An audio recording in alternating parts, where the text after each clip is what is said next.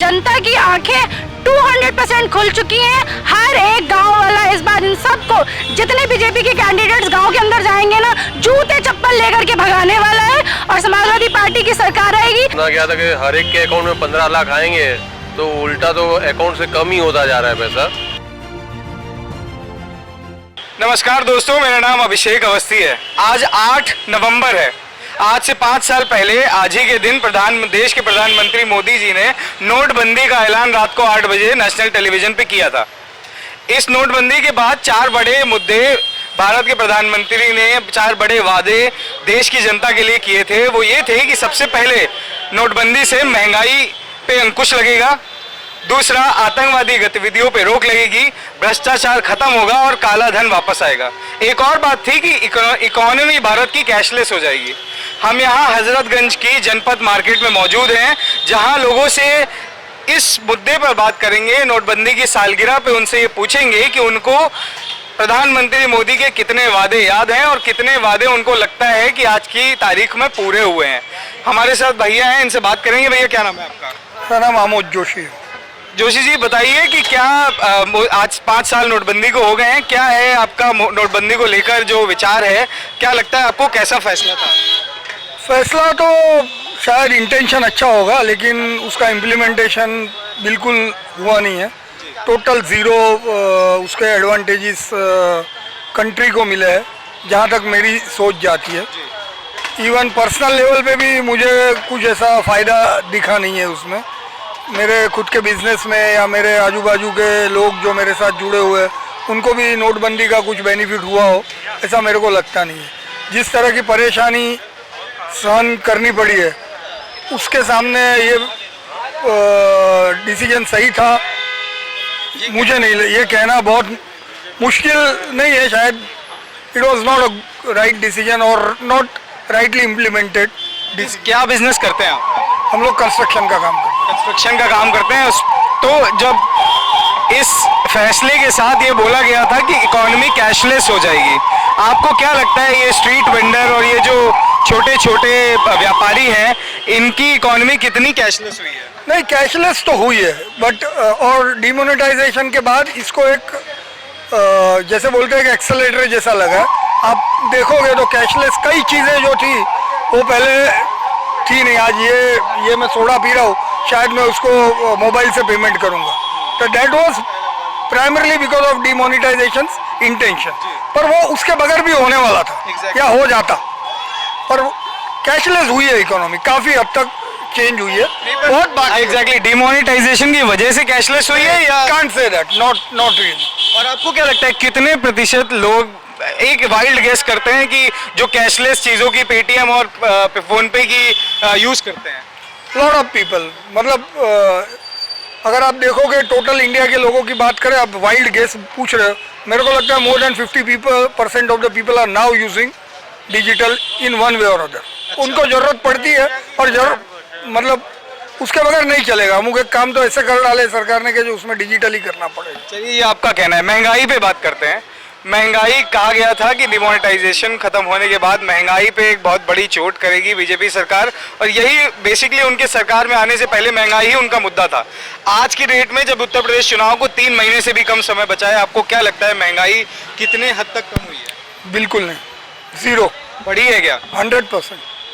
अब पेट्रोल देख लो, नॉर्मल भाड़ा देख लो, या फिर रूटीन की चीज़ें देख लो। जो पानी पूरी पहले 10 रुपये में 5 आती थी, अभी 15 रुपये में 5 आ रही है, तो सीधा तो तेल आज की रेट में 220 रुपये किलो हो गया है। सही बात है उसमें। अच्छा, एक और बात थी, आप मुझे बताएं कि काला धन एक बहुत बड़ा मुद्दा आज से 5 साल पहले भारत में था, जिसको बताया जाता था कि स्विस बैंक में जमा है बड़े बड़े लोगों का, और वो काला धन नोटबंदी के बाद वापस आएगा भारत में। आया क्या? नहीं आया। जैसा सुना गया था कि हर एक के अकाउंट में 15 लाख आएंगे, तो उल्टा तो अकाउंट से कम ही होता जा रहा है पैसा। और ये जो आप इन्फ्लेशन देख रहे हो, तो उससे जो सिलेक्टेड पॉकेट्स हैं उनके वहाँ जमाखोरी हो रही है, और आम जनता जो पहले से ही पीछे थी वो और पिछड़ती जा रही है। गरीब और गरीब हो रहा है, गरीब हो रहा है, जमाखोरी हो रही है। तो कहते ये था कि जब ये रुपए बंद हुए, पुराने से पैसा आएगा, मतलब काला धन वापस इंडिया में आएगा, अर्थव्यवस्था सुधरेगी। ये प्लान जब इम्प्लीमेंट हुआ था तो हम लोगों को लग रहा था कि बड़ा ही सोचा समझा और मैकेनिकली बहुत इम्प्रूव्ड प्लान है। आपको क्या लगता है after 5 years of its implementation, आपको क्या सही में लगता है कि ये बहुत सोची समझी चीज़ थी या एक जल्दीबाजी में लिया गया डिसीजन था? ऐसे प्लानिंग तो सोची समझी थी, लेकिन आपने उसी टाइम 2 महीने में देख लिया था कि जो सर्कुलेशन में जो करेंसी थी उससे ज़्यादा अकाउंट्स में डिपॉजिट हो चुकी थी। तो जो फ़ायदा होना चाहिए था अगर कम डिपॉजिट होती वो हुआ नहीं है। नहीं तो अगर प्लानिंग हुई थी तो वो जो पैसा 90% वापस, बल्कि उससे ज़्यादा वापस नए नोटों में आ गया, वो पैसा पे रोक लगनी थी ना, और ज़्यादा समय, उसको समय भी नहीं लगा, 6 महीने साल भर के अंदर सभी का पैसा नए नोटों में वापस आ गया। तो इसमें सरकार को आप दोष देंगे या मतलब किसकी गलती है? बस वही जो इम्प्लीमेंटेशन, ये भाई बोल रहा था, जो इम्प्लीमेंट नहीं हो कर पाए वो लोग अच्छे से, मतलब या बैंक वालों ने चोरी की, कैसे किया, लेकिन 99% जो भी करेंसी बाजार में थी वो बैंक में वापस आई गई पुराने नोटों की उसमें, और सबके नए नोट बन गए उसके, मतलब कोई सरकार को फ़ायदा हुआ नहीं। प्रिंटिंग का शायद नए नोट बनाने का खर्चा बढ़ गया, शायद उसका डिस्ट्रीब्यूशन का खर्चा बढ़ गया, मतलब इससे कुछ फ़ायदा नहीं हुआ है। तो इस डिसीजन को आज 5 साल बाद डिमोनेटाइजेशन के इस डिसीजन को आप कितना नंबर देंगे? नंबर का तो मुझे पता नहीं। मैं एक चीज़ कहना चाहूँगा सरकार से कि सरकार ने खुद इसका एनालिसिस करके खुद को नंबर देने चाहिए और बताना चाहिए कि why it has failed. There is no doubt on that it has not failed और failed, it has failed, but they should come out और मोदी जी बता सकते हैं कि क्यों फेल हुआ। आज नहीं तो कल तो ये बताएंगे, अगर 10 साल बाद, 15 साल बाद, 20 साल। जवाबदेही होनी चाहिए। अगर आपने इतना बड़ा फैसला इतनी बड़ी जनता के लिए लिया, इतनी जो बेसिक नोटें जो 2 थी उन्हें बंद किया, तो उसका कितना हमें फ़ायदा हुआ, ये मोदी जी को और बीजेपी की सेंटर में गवर्नमेंट को खुद आके लोगों को बताना चाहिए। आज के दिन इन्होंने ये चीज़ करनी चाहिए। I think it will be good for सरकार अगर ये सही गलत जो भी है, मतलब कोई भी डिसीजन ऐसा नहीं होता है कि जो मतलब हमेशा राइट ही पड़े। इतने आप तो माशाल्लाह से सीनियर हैं, मुझे ये बताएं, इतने सालों में कोई भी सरकार ऐसी आई है क्या जिसने अपनी जवाबदेही बनाई हो जनता से? मैं आपको और एक सवाल पूछता हूँ, कोई भी सरकार ऐसी आई है कि जिसका ऐसा इंटेंशन था कि कुछ अच्छा करे? मैं ये मानता हूँ कि शायद इंटेंशन अच्छा होगा, देश को ये सोचना चाहिए कि इंटेंशन अच्छा ही था। Let's think like that. अगर बुरा होगा तो अपने को कुछ उससे मिलने वाला नहीं। उन लोगों के बारे में बताइए जिनको सच में इस पर्टिकुलर डिसीजन से नुकसान हुआ, जिनके घर में डेथ भी हुई है, डीमोनेटाइजेशन से बहुत सारी मौतें उस साल हुई हैं, उन लोगों से, उन फैमिलीज की तरफ से आप सरकार को कुछ कहना चाहते हो? ये थोड़ा मतलब माय पर्सनल व्यूज है, वो थोड़ा एग्जैगरेशन है। मतलब there is no reason for somebody to die because of demonetisation. There was no cash in the market. कई लोगों का रोजगार गए, कई मतलब भूखे मर रहे थे। मैं चाहता हूँ कि मतलब कैसा था, मुझे लगता है कि वो फैमिलीज भी चाहती होंगी कि कम से कम ये बात को सरकार एक्सेप्ट करे। और होना चाहिए। अगर कोई भी डिसीजन से किसी को तकलीफ हुई है और मौत जैसा अगर कोई इंसान आपके फैमिली में से गवा जाते हैं तो उसका दुख तो कोई मतलब इट इज़ अनकम्पेरेबल। सरकार को उसकी जिम्मेदारी लेनी चाहिए। बहुत बहुत शुक्रिया बात करने के लिए। तो जैसा कि आपने सुना, एक जवाबदेही जनता का कहना है कि एक जवाबदेही होनी चाहिए। सरकार को ये खुद सामने आकर बताना चाहिए कि नोटबंदी से देश का कितना भला हुआ, गरीबों का कितना भला हुआ और उनके जो वादे थे वो कितनी पूरे हुए। और भी लोग हैं हमारे साथ, और भी लोगों से बात करेंगे। भैया क्या नाम है आपका? नमस्ते भैया, मेरा नाम मनीष कुमार है। मनीष भाई, क्या काम करते हो आप? मैं बढ़ई का काम करता हूँ। बढ़ई का काम करते हो, कारपेंटर हो। 5 साल नोटबंदी को आज हो गए हैं, आप वहीं होंगे, आप अपने काम पे ही होंगे। मुझे इस 5 साल के बारे में बताएं कि काम पे आपका असर कितना पड़ा और नोटबंदी जनरली आपको लगता है कितना सफल डिसीजन था मोदी सरकार का? नोटबंदी से कोई ज़्यादा फर्क नहीं दिखा है। नोटबंदी में हम लोग पे कोई वो नहीं हुआ, लेकिन काम के ये है कि महंगाई बहुत ज़्यादा लकड़ी से लेके फेविकोल तक की सभी चीज़ महंगी हो गई है। कोई चीज़ में कोई चीज़ गिरावट नहीं है, नमक से, तेल से, सभी चीज़ में महंगाई बढ़ी हुई है। तो जो वादा मोदी जी ने किया था कि इससे महंगाई पे बहुत अंकुश लगेगा, महंगाई बड़ी कम हो जाएगी, क्या लगता है आपको ये हुआ? कम नहीं हुई, और नहीं तो बढ़ ही गई है। आज सरसों का तेल 200 में बिक रहा है, पेट्रोल देखिए 100 रुपये के पार चला गया है, आदमी गाड़ी वाला साइकिल पे आ गया है, ये रिक्शे से चलना लगा है, महंगाई कोई कम में नहीं है सर। आप लखनऊ में हैं, लखनऊ में प्रदेश में भी बीजेपी की सरकार है और भारत देश में भी बीजेपी की सरकार है। आपने वोट किया था कि पिछले चुनावों में इन दोनों सरकारों को? हमने बीजेपी को वोट डाला था। तो अब 3 महीने बाद प्रदेश में दोबारा चुनाव होने वाले हैं, अब आपको लगता है आप वोट करोगे? अभी आने वाला समय बता पाएगा किसको दिया जाएगा। तो इनकी परफॉर्मेंस पे बताइए। प्रदेश सरकार की बात करते हैं, योगी जी की बात करते हैं। योगी जी की सरकार को आप 5 साल में उनका आपने काम देखा, अखिलेश का उससे पहले काम देखा था, आपको क्या लगता है अखिलेश और योगी जी में कौन बेहतर है? अब ये तो समय आने बताया जाएगा कौन बेहतर है। लोगों के बारे में बताइए कि आपको लगता है कि बीजेपी की, योगी जी की जो सरकार है वो दोबारा आ पाएगी उत्तर प्रदेश में? अब ये तो जनता ही बताएगी समय पे बटन दबाने पे। आप भी जनता हैं, आप हाँ। बताएं कि आपको क्या लगता है? अब योगी का भी काम चाहिए। थोड़ी ये है कि इनके में योगी में थोड़ा गुंडागर्दी, थोड़ा ये राज काम हुआ है, बाकी अखिलेश में थोड़ा गुंडा गोलियां। योगी जी ने कहा था कि नौकरियां नहीं है सर। महंगाई तो फिर आसमान छू ली है। तो जब यही, और आपको क्या लगता है कि आम आदमी के लिए क्या मुद्दे होते हैं? आम आदमी का सबसे बड़ा मुद्दा होता है कि पेट्रोल डीजल और राशन पानी, इसमें महंगाई कम होनी चाहिए। महंगाई कम तो हुई नहीं। कम नहीं, ये तो आसमान छू ली है। ये सिर्फ आपको ही लगता है या आपको लगता है बाकी लोगों को भी? नहीं, बाकी लोगों भी बहुत लोग उत्साह हैं, बहुत लोग, सभी लोग तेल पानी सभी लोग खरीद रहे हैं, सभी लोग महंगे नाराज है। बिल्कुल नाराज है। इसका असर आने वाले चुनाव में दिख सकता है? बिल्कुल पड़ेगा, बिल्कुल पड़ेगा, बिल्कुल पड़ेगा। बहुत बहुत शुक्रिया, धन्यवाद। भैया बात करेंगे आप? क्या नाम है आपका? नीरज शुक्ला भैया। नीरज शुक्ला जी, क्या काम करते हैं? मैं बिजनेसमैन हूँ भाई। क्या बिजनेस करते हैं? स्टॉक मार्केट भाई। स्टॉक मार्केट करते हैं जी। तो डीमोनेटाइजेशन के बारे में बताइए कि 5 साल आज डीमोनेटाइजेशन को हो गया, नोटबंदी 5 साल पहले मोदी जी ने टीवी से ऐलान किया था कि नोट 500 और 1000 के बंद हो गए। आज उसको 5 साल हो गए, आपको क्या लगता है कि वो नोटबंदी कितना सफल था? मेरे भाई नोटबंदी सफल हो ना हो सरकार, लेकिन उसमें अपना काम तो कर ली ना। क्या? अरे अब उसको इलेक्शन कराना था, फंडिंग रुकवानी थी, काम उसका हो गया, जीत गई है। बिल्कुल। हाँ तो आप बाकी पार्टीज की फंडिंग रुकवानी थी, आप क्या? साफ भाई। और आप बताओ मेरे भाई क्या फायदा हुआ? अचानक से डिमोनेटाइजेशन करा दिया उन लोगों ने, लोग लाइन में खड़े हुए, सब कुछ हुआ, परिस्थितियाँ बिगड़ी, कहीं से मेरे को सुधरी दिखी नहीं। आप तो इतने टाइम से रिपोर्ट करो, आपको पता होगा कितना काला धन निकल आया। तो हमें कुछ नहीं दिखा। मुझे भी नहीं दिखा भाई, किसी को नहीं दिखा। जिसको जो देखना था देख लिया, और रिजल्ट आपके सामने, मेरे सामने, वापस से बीजेपी आई। और ऐसा नहीं है मैं बीजेपी सब समर्थक हूँ, लेकिन जो गलत है वो गलत है। आप देख सकते हो महंगाई आपकी नज़र के सामने, मेरे नज़र के सामने, जनता की नज़र के सामने, ठीक है, वो बढ़ा। ठीक है, मैं चाहता हूँ सेंट्रल में मोदी ही रहे, क्योंकि अपने। और दूसरी चीज़, अच्छा आदमी पूछता है भाई कांग्रेस क्यों, अखिलेश क्यों नहीं? कारण ये लोग इसलिए नहीं क्योंकि इन दोनों से बेहतर ये है, बस यही एक रीज़न है। बाकी आपको लगता है कि योगी जी की जो उत्तर प्रदेश में सरकार 5 साल से चल रही है, ये अखिलेश की सरकार से बेहतर थी? देखिए, अगर बात करते हैं आपकी गुंडागर्दी पे, राजकाज पे, दबंगई पे, तो बहुत अच्छी थी। लेकिन अगर आप बात करते हो कि ग्रोथ पे, तो अब मुझे नहीं पता, बार बार इन लोगों से क्वेश्चन आएगा तो आपको बीजेपी एक ही सवाल देगी। हम लोग ऑल ओवर इंडिया, हम लोग इंटरनेशनली अपने आप को मैं भी कर रहे होंगे, मुझे नहीं दिख रहा। आम जनता को इंटरनेशनली से मतलब, मेरे भाई आप मुझे बताओ, हिंदुस्तान को मैं यूएसए में जाकर रिप्रेजेंट करूंगा, आपका क्या फ़ायदा? आम जनता को अपने हित के बारे में सोचना है, वो सोचती है मेरा क्या फ़ायदा होगा। तो अभी ये भैया खड़े हैं, अब इंटरनेशनली रिप्रेजेंट हो भी रहा है इंडिया, तो इन भैया को क्या फ़ायदा होने वाला है?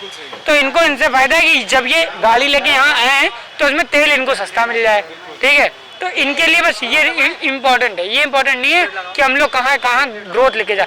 थोड़ा बहुत सेक्रीफाइस सब करता है। अगर हम मुल्क की बात है तो हमारे फौजी वहाँ पे सेक्रीफाइस कर रहे हैं, उनका कोई पर्सनल हित नहीं है, लेकिन फिर भी देश की रक्षा करते हैं, तो वो भी सेक्रीफाइस कर रहे हैं, हमें भी करना है, थोड़ा बहुत करना है। लेकिन अब आप ये कहो कि पूरा सेक्रीफाइस ही कर डाले, तो ये पॉसिबल। मोदी जी की ये तो बात आपको माननी पड़ेगी कि वो हर बार जनता से कह देते हैं कि उनकी हेल्प करो। तो नहीं, हेल्प तो भाई ऑब्वियस है। बात क्या, वो जिस पद पे बैठे हैं तो पब्लिक को भी समझना पड़ेगा कि जब वो हिंदुस्तान के लिए इतना सेक्रीफाइस कर रहे हैं तो आम जनता को भी तो थोड़ा बहुत सेक्रीफाइस किया है मोदी जी ने जनता के लिए। देखिए, आप पता है, अभी देख रहे हो जब वहाँ बैठे हैं, वो वहाँ कैसे बैठे हैं ना आपने देखा ना मैंने देखा। नॉर्मली आदमी इतना कहता है, कुछ लोगों ने, हम लोग भी जानते हैं उनकी जर्नी, वो किस तरह से कार्यकर्ता थे बीजेपी में और आज की डेट में। ये सर आप इससे इतर कुछ कहना, ये आप जर्नी बता रहे हो, ये तो वो चीज़ है ना जो आदमी ने सुनी सुनाई, ना आपने देखी ना मैंने देखी। इतने आदमी को पता है भाई आरएसएस से थे, उसके बाद धीरे धीरे डेवलपमेंट की, आज इस पद पे हैं।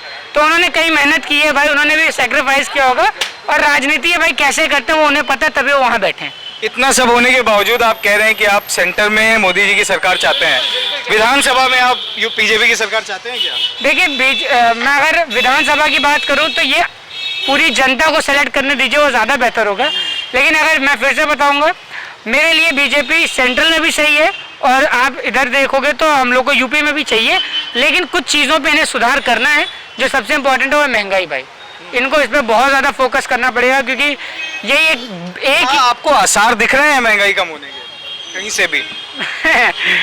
मुझे आसार तो दिख रहा है। अयोध्या में 10 लाख दिए जलाने का दीपोत्सव का एक बहुत बड़ा कार्यक्रम हुआ, सैकड़ों करोड़ों रुपए उसमें लगे हैं। एक तरफ वो कार्यक्रम चल रहा था और एक तरफ कड़वे तेल की 220 रुपए किलो की दाम हो गए थे।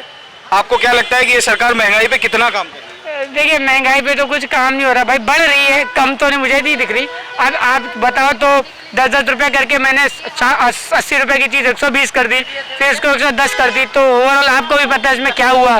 तो ये बेसिक चीज़ है, इसमें मुझे लगता नहीं है मुझे बताना पड़ेगा, आम जनता को पता है, बखूबी पता है, तो इससे ज़्यादा मैं आपको इसमें क्या बताऊँगा। तो आप बीजेपी के समर्थक हैं, ये बताइए, अगर आम जनता महंगाई को मुद्दा बनाकर वोट करती है और योगी जी अगले चुनाव में नहीं आते हैं, तो आपको कैसा लगेगा? मुझे देखिए मैं आपको बताऊँ, मैं देखिए मैं बताता हूँ, मैं समर्थक हूँ, मैंने ये नहीं कहा पूरी यूपी जनता समर्थक है। तो यूपी जनता क्या डिसाइड करेगी, यूपी की जनता वो रिजल्ट निकलेगा, ठीक है। मैं इंडिविजुअली बता रहा हूँ, अपनी पर्सनल ओपिनियन बता रहा हूँ। हम सरकार से खुश हैं, महंगाई से नहीं खुश हैं।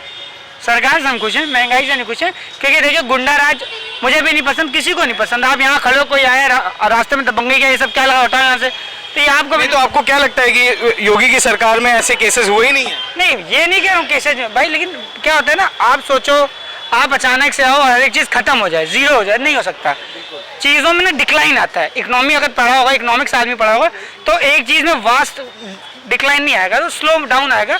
अब वो तो धीरे धीरे रिजल्ट इन पता चलेगा कि ओवरऑल हुआ क्या, ठीक है। वो 5 साल 10 साल वो तो मौका लेगी, हर सरकार लेगी, कांग्रेस 70 साल ले ली, तो वो तो समय बताएगा आपको और हमको दोनों को। नहीं, 70 साल में भी कभी पेट्रोल 110 का हुआ नहीं था। नहीं तो मेरे भाई कर्जा भी हिंदुस्तान पे बढ़ा ही था, कम भी नहीं हुआ था। अब वो इंटरनेशनली देखोगे तो कर्जा भी बढ़ा था, हमारा कम नहीं हुआ था। सब कुछ देखें तो वैसे तो नोटबंदी से भी काला धन वापस आने वाला था, वो भी आया क्या? नहीं, काला धन आए ना आए, सरकार बताया तो आपको, सरकार तो वापस से आ गई ना बीजेपी।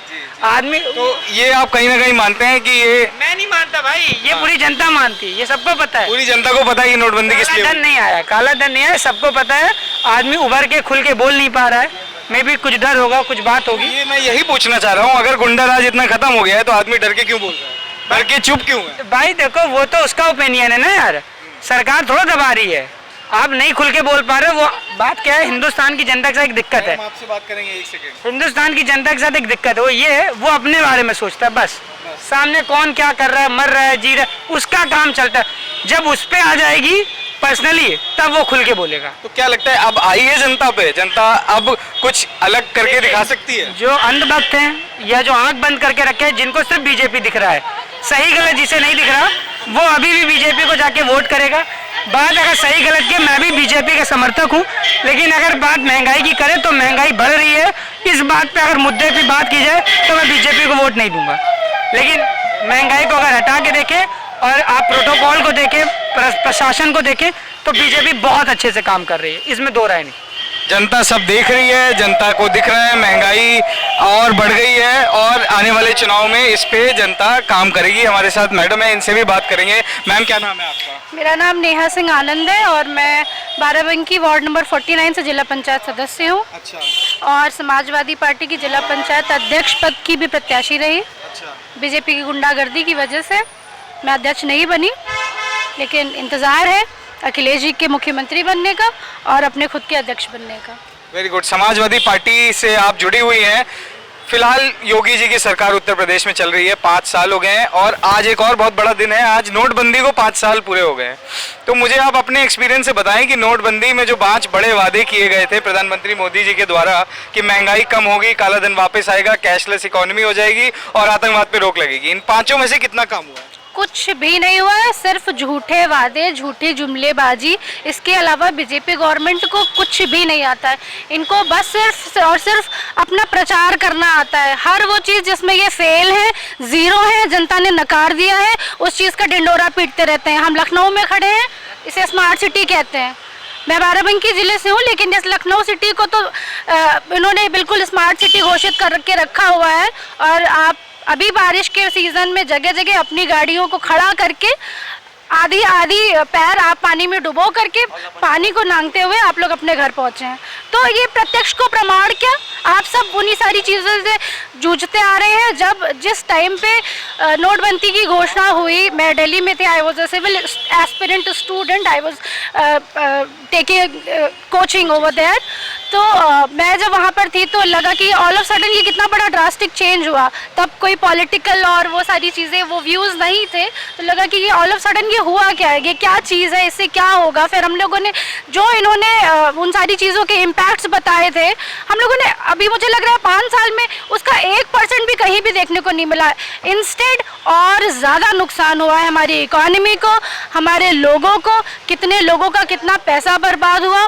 और भ्रष्टाचार तो और ज़्यादा है। पहले तो वही वो 500 रुपए की हरी पत्ती में काम हो जाता था। भाई साहब आजकल गुलाबी पत्ती लेके नहीं जाओगे ना तो कुछ नहीं होना है, और गुलाबी पत्ती का दाम उससे 3 गुना ज़्यादा है। तो गरीब आदमी की जेब में वो गुलाबी पत्ती पहुंचेगी कैसे? अमीर आदमी के घर में अब वो उसका पूरी एक लॉबी बनी हुई है, उन्होंने पूरा अपना स्टोरेज करके रखा हुआ है। गरीब आदमी के पास कोई नहीं जाना चाहता है। अभी जो भाई साहब आपसे बात कर रहे थे वो कह रहे थे कि जनता उन्हें पसंद कर रही है, जनता उन्हें वोट दी। भाई साहब जनता आपको ज़बरदस्ती लेके नहीं जाती है वोट डलवाने। कोई भी प्रत्याशी हो, चाहे वो भारतीय जनता पार्टी का हो, समाजवादी पार्टी का हो, कांग्रेस का हो, बसपा का हो, कोई भी ज़बरदस्ती जाकर के किसी भी जनता से, किसी भी वोटर से वोट नहीं डलवा सकता है। वोटर स्वतंत्र होता है। हाँ, हम ये बात कह सकते हैं बहुत फोर्सफुली कि बहुत हद तक जनता गुमराह हो गई थी, और अब जनता उस अपनी गलती को एहसास कर रही है, बड़े पैमाने पर कर रही है। हम लोग रोज़ विधानसभा क्षेत्र में भ्रमण करते हैं। मैं खुद भी हैदरगढ़ विधानसभा से तैयारी कर रही हूँ। मैं रोज़ गांव वालों से मिलती हूँ। हर गांव वाला परेशान है इस समय। जिस प्रकार से उनकी धान की फसलों को नुकसान हुआ है, मुख्यमंत्री जी की तरफ से एक राहत पैकेज नहीं है। किस चीज़ के बारे में आप कहाँ तक कहेंगे कि उन्होंने क्या किया? महिलाओं की कोई सुरक्षा नहीं है, किसी बारे में कोई बात करने का कोई मतलब नहीं है। गांव का आदमी जब रिपोर्ट लिखाने पहुंचता है तो पता चलता है बीजेपी के 4 गुंडे, उनके गुंडे ही हैं, कार्यकर्ता नहीं कहती हूँ मैं उन्हें, क्योंकि वो सब गुंडे हैं। और वो लोग ऑलरेडी वहाँ जाकर के पुलिस थाने में बैठ कर के थानेदार को समझा देते हैं। गांव वाले का कोई सुनवाई नहीं है, कोई नहीं सुनने वाला है। गांव में छोटे छोटे मसले होते हैं जिनके लिए वो लोग अपने प्रधान तक से मदद नहीं ले सकते हैं, क्योंकि वो सब उसी दबंगई के आधार पर सब लोग ज़बरदस्ती गलत काउंटिंग करा करके अच्छे और भले लोगों को जिताने की बजाय गलत लोगों को इन लोगों ने काउंटिंग करके उनको जिता दिया। मैं खुद जब जिला पंचायत सदस्य का चुनाव लड़ी, आई वॉज अ इंडिपेंडेंट कैंडिडेट, और मैं इंडिपेंडेंटली अपना जिला पंचायत सदस्य मैंने जीता था। उसके बाद मैंने समाजवादी पार्टी को ज्वाइन किया, और समाजवादी पार्टी में हम जस्ट 27, और समाजवादी पार्टी ने मुझे इतनी कम उम्र में इतनी बड़ी सीट का मुझे टिकट दिया, मुझे लड़ाया। समाजवादी पार्टी युवाओं को आगे बढ़ाती है, और ये बात सही है कि वो नेता बनाने की फैक्ट्री है। 5 साल अखिलेश की सरकार रही, फिर 5 साल योगी जी की सरकार रही। आपने पहले ही बताया कि किस तरह योगी की सरकार में सभी मुद्दे, सभी वादे ज़मीन पे दिखे, कोई भी वादा पूरा नहीं हुआ। महंगाई आज भी चरम पे है। आपको क्या लगता है कि जनता ये सब कितना देख रही है? और जिस तरह अभी हमारा भाई एक बता रहा था कि जनता को पता है कि डिमोनेटाइजेशन किस लिए हुआ था, किसका पैसा रोकने के लिए हुआ था, तो क्या लगता है आपको कि जनता को मालूम चला है 5 सालों में कि इनकी सरकार में जो वादे हुए थे वो सच में वादे थे या जुमले थे? 100% पता चला है जनता को।